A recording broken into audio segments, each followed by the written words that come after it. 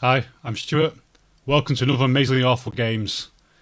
Now this time we'll be doing Rolling Thunder, which is an arcade game I really enjoyed. Kind of a precursor to Shinobi. It's that kind of gameplay.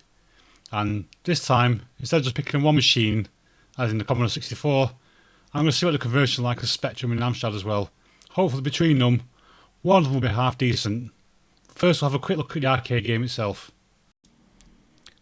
So yes, this is footage from the Rolling Thunder arcade machine, which is made by Namco in 1986. Anyway, nice colours. And your agent goes around shooting all these guys with lovely day-glow colours. Not sure whether they're evil baddies or they've been to a bad rave.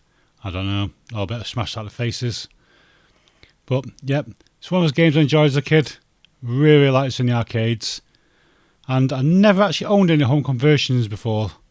One of those games I never got around to getting. So I was interested to see what it'd be like to play them. I was hoping that at least one of these games would actually do the arcade justice. So let's see exactly how that went, shall we? So I apologise for lack of sound at arcade clip then. Some idiot left a mic on when recording it while her daughter was watching number blocks. So yeah, the sound would have been really annoying, so I turned it off. So then listeners left with the annoying sound of my voice, but yeah. Okay. So I had a crack at all these conversions. Start with the Commodore, since that's what I've been doing most of at the moment. And let's see how well it stacked up to the arcade machine. Well, that music's pretty horrible. Yeah. So, Commodore version starts off with a little intro scene here. Funny little dance going on. And then you press fire to start the game. And, well, the graphics are kind of bland, not very defined, but you know, they're alright, I suppose, serviceable. Seen a lot worse. But, oh, that bullet passed straight from me as well and didn't seem to do much at all. So, yeah, and then, oh, that guy passed through me and also didn't do anything to me. So, yeah, collision detection ain't too good. But, yeah, I've skipped through quite bits of this because this goes on for quite a while. Because the game is like ridiculously easy. Because there's one kind of enemy that is missing from the arcade machines that is sorely needed, and that's ones that can shoot while ducked. Because you can pretty much cakewalk your way through this game by ducking and firing. Occasionally, if you stop concentrating for a few moments, you might just get hit by something. But, yeah. It's dull, plod through. Dull levels, fighting dull enemies, with dull sound effects, and pretty dull music. And oh yeah, look, they all dancing again.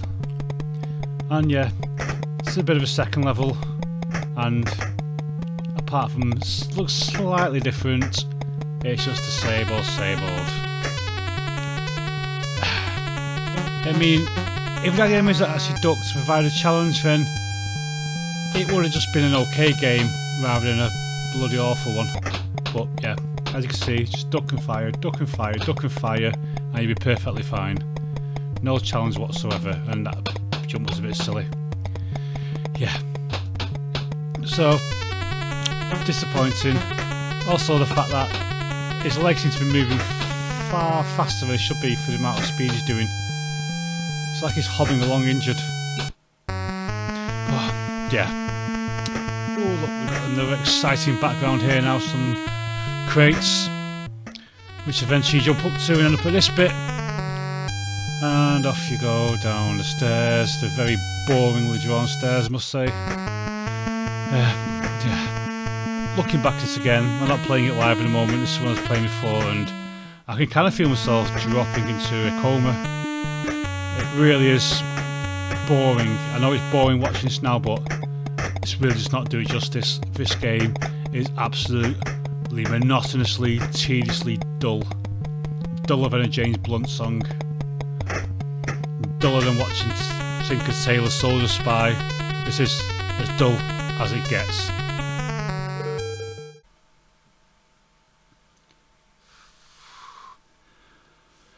Sorry, just getting flashbacks about playing that absolute tedious, boring piece of crap. So, yeah, that was the Commodore 64 version, and as you can see,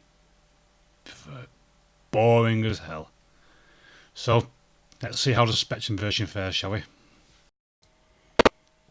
As you can see, all expenses spared in the graphics, jerky, and well, at least we've got the ducking enemies on this game though, which you don't have in the Commodore, so you can actually die without forcing yourself to. And yeah, the most annoying thing I've found in this game though is the controls. To jump up to another level, you have to hold down, you have to press the fire button and press the jump button at the same time. However, there seems to be a bug with this game, and it happens in the Amstrad version as well, that when you jump up to another level and you duck, your gun doesn't fire. You have to stand up again before your gun will fire, and most of the time with the speed this moves, you'll get hit by one of the guys and killed as you jump up to run straight into you. So, yeah. I've never been a massive fan of the Spectrum graphics, which some people are going to shoot me for now, but I've seen it do a lot better than this. And, yeah, it's just, no good. So yeah, the annoying guys there punching the air in victory because I died again. I'm trying to think how to compare this to Commodore version. At least you can die, so there is that. It does qualify as a game. And they do some kind of weird punch animation, even though they're pointing the wrong way. But I just found this really, really unplayable. It's just jerky. It's just unfair because you do that jump and you can't fire, and the guy turns the opposite way for some random reason, I don't know. And yeah, just an absolute utter travesty of a game. Yeah, there's probably somebody out there who actually enjoys this, but I never want to meet that individual because there's obviously something really, really wrong with them. And yeah, I died a lot in this version. I'm not bitter because of that. It just is absolutely bloody dire. Yeah, I think this version is actually worse than the Commodore version. At least the Commodore version, it's okay for a bit until you realise that you can't die. Well, you can, but you have to actually put the effort in to die. Because you can just duck and shoot. This one you can't, but yeah, just Jesus Christ. I mean, if I was Namco and saw these conversions, I'd be just like, never let anybody convert a game again. So yeah, that was a Spectrum version, which managed to just about be even worse than the Commodore version. I mean, the Commodore version wouldn't be that bad if it just had the bloody ducking enemies and turned it into an actual game you could have a bit of challenge on. The Spectrum was just an unplayable, horrible mess. Too jerky, and that bug, I could have forgiven it and kind of played through it. Apart from that bug of jumping up to another level and not being able to shoot, and or randomly turning the opposite way, which is just weird. Right, the final, last and could quite be least, is the Amstrad version. So here's the Amstrad version of Rolling Thunder, and it's the most colourful of them, and the enemies are about the closest to the enemies in the arcade colour-wise. But this game is just as jerky as a Spectrum, if not worse than the scrolling. Yeah, quite blocky, but the Commodore is as well. But it's difficult between these ones to decide which is the worst version. But for the reasons you'll see in a bit, I think the Amstrad one might be the very, very worst. So, yep, the enemies don't jump as much as the other ones, but when they do come at you, you've got no chance. You can get lots of them like that. And even standard enemies in Amstrad, some of them take more than one hit. And if you get a few of them come out like that at random, there's absolutely nothing you can do, as you see. The bullets aren't enough to kill them, and we just gangbang you, and then you're dead. Which is probably preferable to playing this game. Yep. So, despite being the most colourful, I think the Amstrad is actually the worst one. I was got punched to death the wrong way. I don't know whether his armpits stunk and he wafted it in my face or something, which led to my death, but yeah, I was dead. And this also has the same problem as a Spectrum, where you jump up sometimes and land ducked and you can't fire again, and then you get killed again. you die in the Amstrad version a lot, and yeah, it's not really worth trying to force yourself to play it again and again and again. So, to be honest, it's hard to say which one's the best version. They're all absolutely dreadful. The Commodore one is probably just about the best, except for the fact that it's completely pointless because you'll find it very difficult to die. So yeah, possibly one of the worst sets of conversions I've seen, and this has been an absolute nightmare to make, and probably a nightmare to watch. In fact, I can't believe there's still somebody actually sat here watching this. Why are you doing this to yourself? Why would you make yourself watch me play these awful games? But yeah, game over. And that's good enough time to stop. Well, congratulations surviving this part of the video.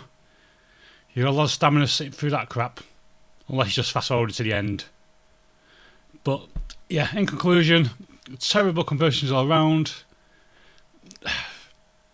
I'll slightly give the edge to the Commodore, but they're all absolutely, completely, utterly awful. Not patching the original arcade game.